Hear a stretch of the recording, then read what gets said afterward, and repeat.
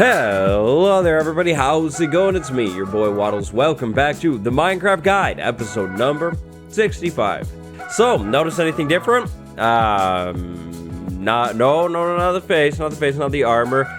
The background. Notice, yeah, that place, there's no water back here anymore.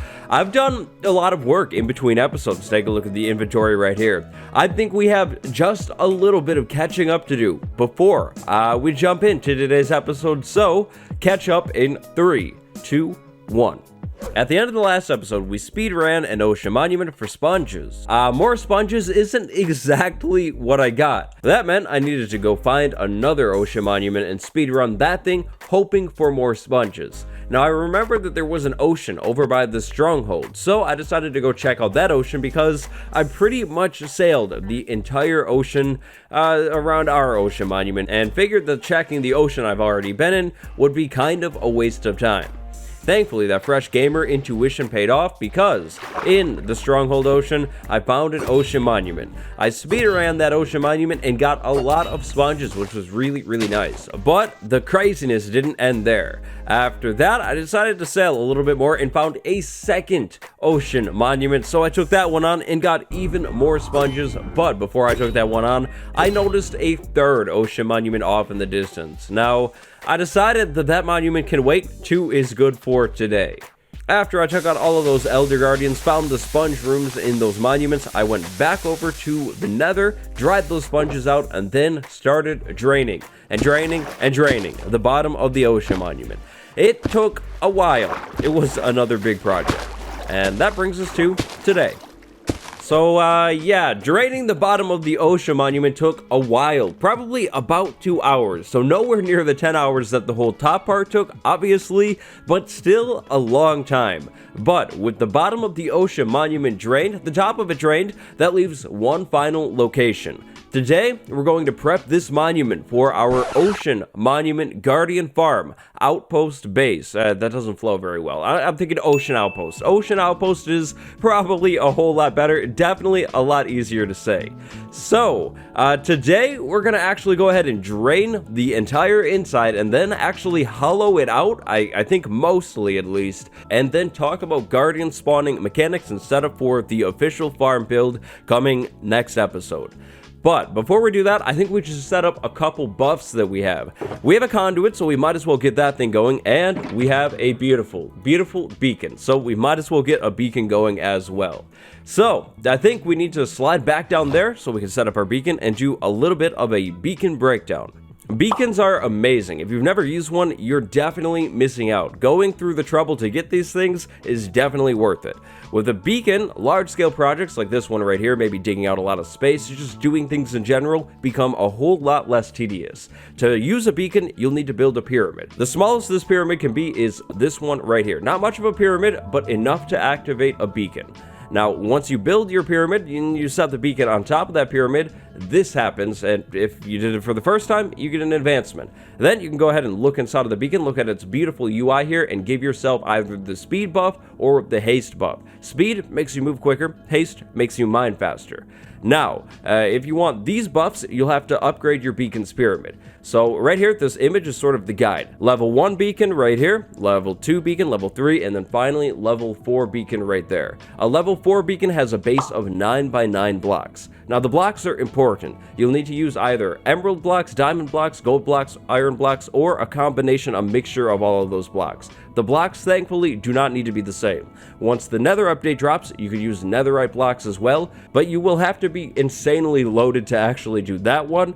But if that's you, well, great for you. Now, this beacon is good and all, it's cool, but I think we could do a little bit more with our beacon because, you know, not to brag or anything, but we're kind of loaded when it comes to iron. So, right here, gigantic beacon. Base of 9 by 9, goes up, goes up, goes up, Boom, we're good to go. And full advancement. I think that one is for a maxed out beacon. Yeah, beacon to full power. That's amazing. So beacon level 1, 2, and 3 open up access to all of these buffs over here. Speed, move faster. Resistance, you take a little bit less damage. Haste, you mine faster. Jump, you jump a little bit higher. And strength, you hit a little bit harder.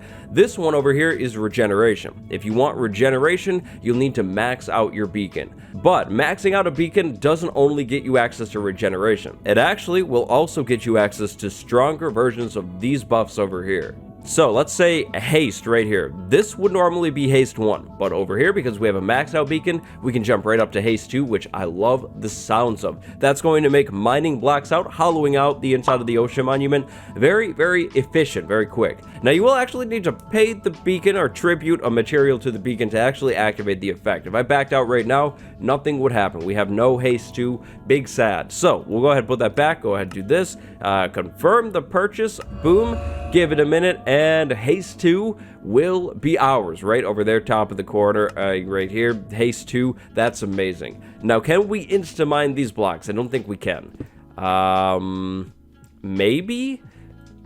I can't tell. It could be faster. It could be faster, which is why I decided to bring this efficiency 4 book right here. It's time to get this pickaxe up to efficiency 5 so we can insta-mine things. We won't need to insta-mine a lot of things, but some things would definitely be nice. So let's go ahead and make a brand new anvil right there. It feels nice to not have to even think about that. And how many levels? 12 levels. Not that big of a deal. Efficiency 5, there we go.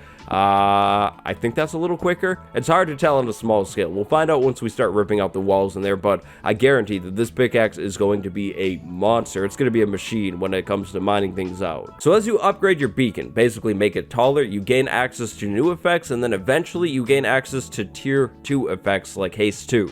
But upgrading your beacon does not only grant better effects, it grants a better range as well. A fully maxed out beacon has a range of 50 blocks. A level 3 beacon, 40 blocks. Level 2 beacon, 30 blocks. Level 1 beacon, 20 blocks. To fully max out your beacon, build it really, really big like this one here, you'll need 164 blocks total. That is 2 stacks of blocks and 36 more. A lot. You will need to have a lot. Having an iron farm can definitely help out with this though. While you're within range of the beacon, its effect will be continuous. So I'm within the range of the beacon. Haste 2 is not going to actually run out. But once I move farther away, eventually haste 2 will just sort of run out and we'll have to move back into the beacon's range to get the effect again. So in terms of a beacon breakdown, I think I've covered just about everything, almost, maybe, which means we can actually move on to the rest of the project because we have accomplished nothing so far. Big bad for sure. So what I'm thinking is we can go over towards the entrance of this ocean monument and set up our conduit as well. You can actually stack the beacon and the conduit buff effects, which is pretty cool. So to get over there, I'm thinking we could maybe just use some iron blocks as a little path right there. That's good. Then, oh boy, this is going to spill water everywhere. Let's think about this. Yeah, you know what? We'll just do this. We'll make a hole right here. The water will spill down into there. That should be good. It'll flow down. Yep, okay. So I guess scaffolding instead. That's completely fine. And now we let the water out. Okay. Don't spill too far. Thank you. And now we need to set up this conduit. So let's see. Where could we put the conduit? We need like a good corner spot. Maybe over here. We could rip this out. Excuse me, Guardian. Don't worry about it. Don't worry about it. It does not involve you. Oh, no. This pickaxe is too good. I just tore through the floor. Gonna have to be careful, but conduit right there. That'll be good. Oi, I told you to leave me alone. Remove the anvil. Conduit power should activate. Yes, that's great. So now we have water breathing. We have faster mining while we're under the water. We have all of the beacon stuff. Oh, this is amazing. This is a great setup. Now we need to get the water out of this place, though. And I guess digging that little spot didn't really help at all. So that's fine. I'm just going to need to try and be careful because if I knock all of these torches out, probably should have used lanterns. But if I knock these all out, I'll get a giant dark space down here. Definitely bad for sure. Okay, so now we need to drain the inside of the ocean monument. The easiest way to drain the interior of an ocean monument is from the top down. So if we start up here with some sponges and start removing water, as we get lower down in the ocean monument, then water won't be spilling in from above, which is a really nice thing. It can help to have more sponges than just like a stack to drain this thing, because some rooms you'll need to be quick, or you'll need to cut those rooms off into smaller sections with sand. Otherwise, water will fill right back in. I'm looking at you, gigantic center room. That room is kind of annoying to drain. Now, today's episode is going to consist of a lot of this, which is why I kind of took my time on the beacon bit in the beginning, because I think I'm going to cut a lot of this stuff out. As we drain this monument from the top down, I'm planning on doing this. Insta-mining these blocks. Oh, this feels good. We need to remove all of the walls inside of this thing, but not the exterior walls. If we remove the walls on the inside, then we'll have a giant open room, and we can redesign it however we'd like. The goal is to really get a sort of a self-sustaining base here. The Guardian farm will provide a lot of food. I'd like to have a couple other farms over here that are water related, like a kelp farm, so that's sort of the plan. Now, as we clear out the rooms like this, then we can go ahead and remove some of the floor, sort of jump down into the next room, place more sponges, drain each room by room until this whole thing is drained. Now, we're going to need to be careful. Guardian spawns will be concentrated inside of this monument. Thankfully, we have the power of sponges, which remove the whole Guardian's really existence, so not that big of a deal, but we just basically need to be careful. Guardians are not spawning outside of the ocean monument, obviously, because there's no water out there. Now, let's see. Can we insta-mine those? Okay, so we can insta-mine everything except sea lanterns. Fair enough. That's fine. That's cool. I think we might also want to leave some sea lanterns in here too every once in a while, just to make sure things stay safe, because I'm definitely going to need to come in and out of this monument, and it's going to be kind of hard to not mine the walls. I'm just going to need to be really careful here, and keep the shape consistent. Water, more water, thank you. In all honesty, I've saved draining the inside of the ocean monument for the final step, because this is definitely the easiest draining step, like by far. I mean, so far you've seen 0 sand placing, and that's beautiful. I've grown a little tired of sand. Sand it honestly kind of disgusts me at this point. I've seen way too much of it, placed way too much of it, broken way too many sand blocks with torches. Yeah, sand and I are just kind of not really exactly friends anymore. But we are at the same time. It's a complex relationship. The goal today, too, is to try and keep as many of these blocks as possible. We're definitely going to get a lot of blocks from digging this thing out, and I can repurpose those blocks into building blocks for our farm in the next episode, so if I can keep, like, all of the prismarine, that would be perfect. That would be really good. I'm also going to be a little crazy about maintaining the correct shape here. And little pockets of water, that's going to have to go too. Those are going to be hard to locate, but we'll just do our best here.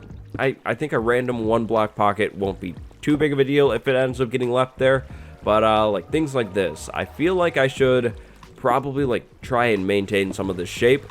We might change it later, but yeah, I'm going to be basically crazy OCD about this stuff here. Try and make it look good, you know. I mean, we're going to see it after all. We're going to be inside of this place at least a little bit. On a separate note, Mojang adding the whole sponges drying out in the nether feature is amazing. This has been a game changer throughout this project. It is because of this mechanic that I have not had to use like 1.5 billion coal to dry out sponges continuously. I haven't had to worry about setting up a blaze farm for better fuel sources.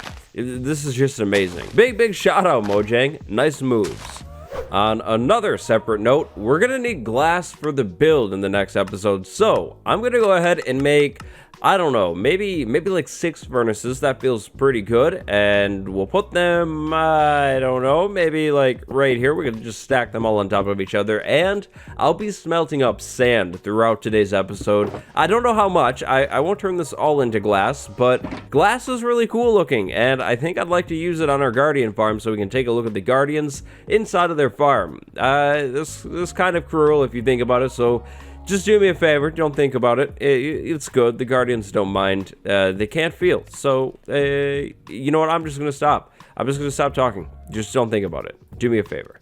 And I've set up a temporary workstation out here. More of, I guess, a temporary storage room.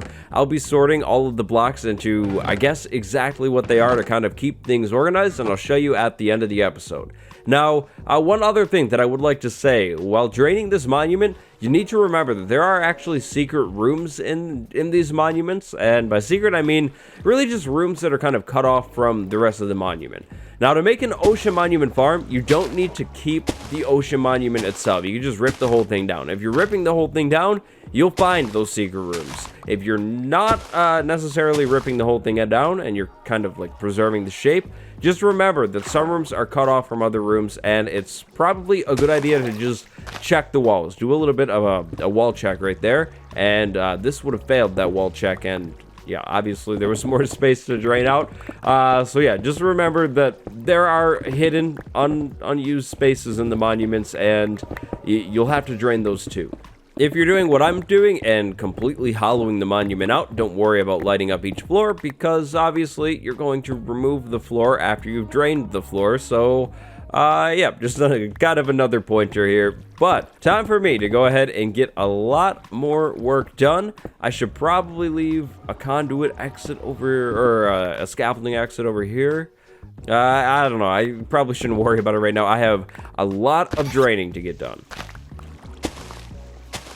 But big room. Okay, so this room is going to be very dangerous. There is definitely, yeah, that's a lot of guardians in there. So we're going to need to be quick. My plan here is to quickly sail or swim from maybe here over to there. We're going to go ahead and just open up the path that I'm going to use. We're going to go like that and place sponges along the way and try and drain this whole wall. This could go terribly. It will probably go terribly. I don't know if it'll drain, but we'll give it a shot. We need to just move quick and be careful, though, because the guardians at that quantity, those will be dangerous. Did it work?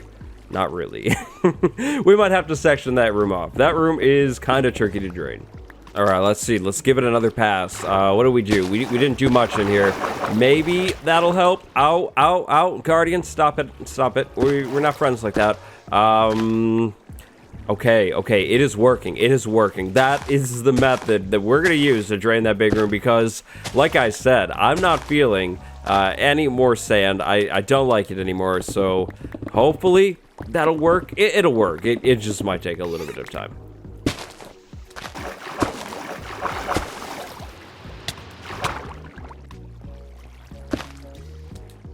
Great progress is being made on the center fishbowl room. I think it's time for us to go ahead and dive in here again. Sponge spam just a little bit more, and to basically show the guardians who's boss. It kind of works.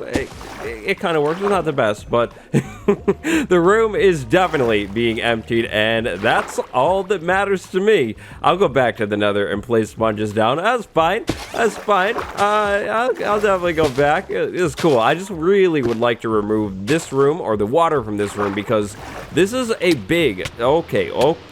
Okay, calm down, guardians. Yep, they're everywhere now down here. Okay, we're gonna need to hide somewhere. Maybe this is a good hiding spot. This is probably good. Yeah, I just would like to remove that gigantic, basically fish tank in the middle of this thing, because it's kind of a problem. The spawning in here was pretty crazy. Okay, so I guess the guardian sounds like glitched out or something, and I had to relog. Because I couldn't like hear anything, and sound is kind of a huge cue when it comes to guardians, because I need to know if they're targeting me from behind. Yep, kind of very, very important. Can we dig this out?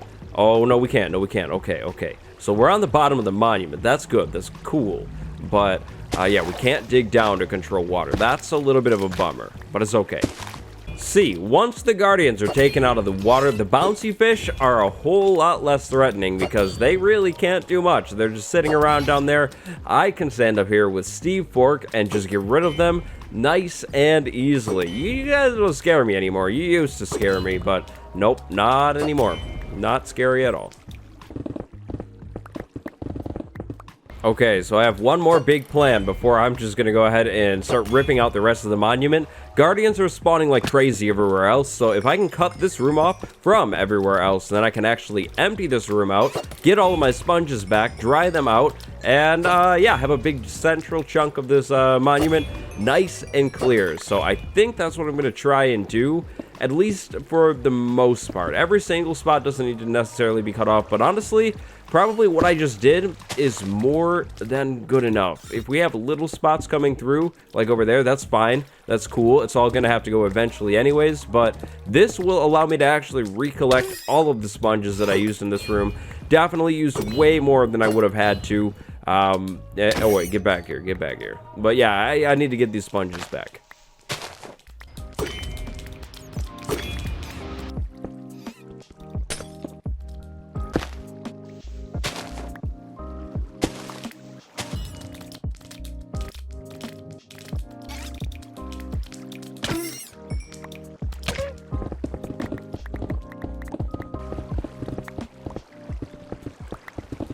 Monument check. Okay, so the project is just about almost done, but I kind of have a problem. I spilled guardians everywhere. I dug the wrong blocks out, and yeah, they just started spilling. It was kind of crazy. The only place that I need to do now, the only place that I need to drain is this area over here. So, I think I can sneak in this way. Yeah, maybe.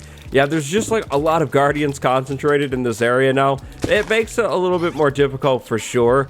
But it's manageable. It's manageable. It's not the end of the world. Just I have to be careful because I think that these beams, if they could all like, whoa, if they were to focus and team up, it would be really, really dangerous. I guess I took out a lot more light down here than I realized too. You, sir, you don't belong here. No, no, no. Thankfully, though, thanks to all my hard work, the entrance can actually be opened, which is amazing, and unfortunately, the conduit has been turned off. The conduit does not work anymore. Now, one thing that I have been doing to stop spawns around this thing is actually repurposing the sea lanterns into, like, torches pretty much around this place. I have sea lanterns on the floor. They'll probably definitely stay there for a while, just to, you know, keep things safe inside of here until we get whatever we're planning on doing in the long run inside of this thing. I'm not too sure how I'm going to decorate it quite yet, but I know that it'll look good once I do it. I just need to get rid of all of this water first. Guardians, I'm sorry, you gotta go. Elites, we have a very special, a very emotional moment upon us. Finally, this water right here is the last water to be in the monument, and it is no longer, which is a beautiful, beautiful sight. So clearly over here I have just a little bit more cleanup work to do, a lot of sponge picking up, but we are finally done draining the ocean monument, and that feels amazing because with that last sponge that you saw me place, that means the whole ocean and this whole, you know, general area has been removed, which is huge. This has been such a long project, and I'm just glad to have it done. So now we can actually start building the cool thing, the awesome thing. We can put a little bit of the ocean back and build the farm, but first I need to do a little bit of cleanup. Then we'll go ahead and talk about guardian spawning mechanics because they're actually really, really simple. They're pretty straightforward. So in terms of materials that we got from that ocean monument, wow, that's actually kind of crazy. Exactly 3 stacks of dark prismarine, all of these prismarine bricks, and then prismarine blocks over here. It's mostly actually prismarine bricks, which surprised me. I thought we would have a lot more just normal prismarine, but I guess that's not the case. If you've ever wondered what a fully drained, fully hollowed out ocean monument looks like, this is what one would look like right here. So this thing, this is big. This is definitely more than enough room for an ocean outpost base. Absolutely. We have a lot of room in here. What I'm thinking is probably 2 farms. One on this side, one on the other side. In the back, we could do like a big kelp farm. That would be cool. Maybe a sugarcane farm here too, in case I run out of rockets ever. And then, of course, a little bit of storage as well. Definitely enough room for all of that stuff and a whole lot more. Maybe we could even do like a garden in here. That could be really, really cool. But now I think it's time to talk about guardian spawning and do a little bit of preparation for the next episode. So, guardians only will spawn around an ocean monument in between Y39 and Y61. So, when I was draining below the ocean monument, because I was below Y39, there were no guardians. It made my life pretty easy. That means I could have technically left all of the water water down below the ocean monument, and it would have been fine. It wouldn't have affected things at all, other than the aesthetics. The aesthetics would take a huge hit, so that's why I went ahead and did that. But we're currently at Y40, which means if I put water right here, and then I had another water block right above it, a guardian could spawn there. For a guardian to spawn, it needs a 1x1 by 2 block tall space of water. The water can be flowing water, or it can be solid water blocks. That doesn't matter so long as it is water. Interestingly, more guardians will actually spawn if the water that they're spawning in isn't open to the sky. So basically, guardians spawn more frequently inside of the ocean monument because the water that was in here was all covered up. I mean, there's no sky, right? We have prismarine right there. Kind of interesting, just something that we want to keep in mind when designing our farm.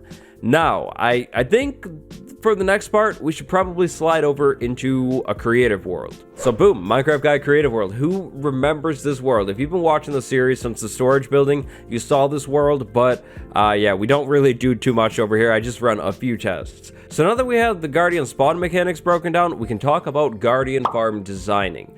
We're going to actually build a Guardian farm that I have never built before, but knowing the basic Guardian spawning mechanics, it should work. I mean, I don't see why it wouldn't. I like circles. Circles are a cool shape. The ocean monument is a gigantic square with rectangles on it and kind of a pyramid vibe going on all at the same time. I think we could really level the ocean monument up aesthetically by attaching 2 gigantic Guardian tube farms to the thing. I mean, imagine 2 circular tubes coming out of the ocean monument. That would look pretty cool, I think. So that's exactly what we're going to try and do. With the Guardian spawning mechanics in mind, I think we can design our own Guardian farm. Should be pretty straightforward, should be pretty simple. I've never built this farm before. So with the help of Plots Modeler, I came up with the perfect circle. This circle is 15 blocks across. We'll have a 3x3 center like falling area for the Guardian, so we can get them down to a removal chamber, we'll call it. But long story short, the circle is just way too small. I don't think it'll work. So I present you a circle that is 17 blocks across now. This circle is a whole lot more like it. I went ahead and put water inside of here just to see how things would look, and everything looks good other than this flowing spot right there. That is technically flowing backwards. We'll talk a little bit more about it in the next episode, but the Guardians don't really seem to care. They'll still swim around and eventually make their way over to the center. The only problem is the Guardians have jumps, and sometimes they just jump right across the center, which is kind of a problem. That would slow things down. We need to try and remove the Guardians as quickly as possible. So that brings us over to this circle that is 18 blocks across. Now we have a 4x4, I guess, removal area in the center that the Guardians can't really jump across. If they hit it at a corner, they can kind of jump from one corner to the other, but they can't just go clean across the thing, which is exactly what I like. So what that all means is that I think we'll have 2 gigantic tubes that are 18 blocks across attached to either side of the ocean monument. These tubes will probably end up being pretty tall. Up top, we'll have room for the Guardians to spawn. Down below, we'll funnel them into a central removal area. Boom. Okay, I think that's the plan. Yeah, I think that's everything. So circular tube chamber thing, 18 blocks across. That's basically all we need to know. Now we need to figure out the positioning so that next episode we can jump right into the farm build. So the flat side of the circle is 6 blocks long. I'm thinking that we want to probably come off of the center of the ocean monument, dead center right there, and say, I think we're still centered, right? Maybe here, 1, 2, 3, 4, 5, 6. That's where we could start our circle, but we should probably go a little higher up so we can actually see the thing. So maybe we start like right here, I guess. So 1, 2, 3, 4, and then 5, 6. After that, we go 2, then we go 1, then we go 1, then we go 2, and then finally we have another section of 6 blocks right here. Then we basically repeat it again. So I think I need to go ahead and get these circles in and make sure everything would fit in here. We're gonna get pretty close to the center. That could be a problem. That might be a problem. A new move. So this circle over here was going to cut pretty close to the center. Like, I mean, that would have went there and then here, and then this edge would be right there, which is way, way, way too close for my liking. It wouldn't leave us with much room in between the two spawning chambers on the inside, which is a huge bummer. So instead, we'll do one circle over there and one circle over there. They're still 18 blocks wide, which is perfect, and I think honestly, that might make things look a little bit more cool from the front of this thing, like over there. So we're gonna have one giant farm over there, one giant farm over there by the end of the next episode. From the inside, we'll be able to see these spawning chambers because, let's see, we'll go in this way, because basically those two back corners will be turned into circular areas. It'll be really, really cool looking. Then we could actually, maybe instead of doing a kelp farm in the middle, do a bunch of storage in the middle or storage on either side. Not too sure how we're going to do it. It'll be a multi-episode project, but at the least, at the end of the next episode, we should have two gigantic working guardian farms. But that is where we are going to end today's episode, Elites. So, if you enjoyed today's video, if you're hyped for the Guardian Farm officially being put in, both of them, make sure you leave a like on today's video. Don't forget to subscribe, turn those notifications on. If you always see those early comments from people and you're like, hey, how does that happen? Well, they're patrons. Patrons get early access to this series. If you're interested, check it out. Link down in the description to my Patreon. Merch down below the video. Everything else cool like that. Today, I'd like to send a big thank you, a big shout out to my patron, Brown Banana 13. Thank you all so much for watching. Thank you very much for the support, Brown Banana. And I will see you all in the next episode with a gigantic scale farm. Super hyped for this build. Until next time, goodbye, Elites. Stay safe, stay healthy, stay cool.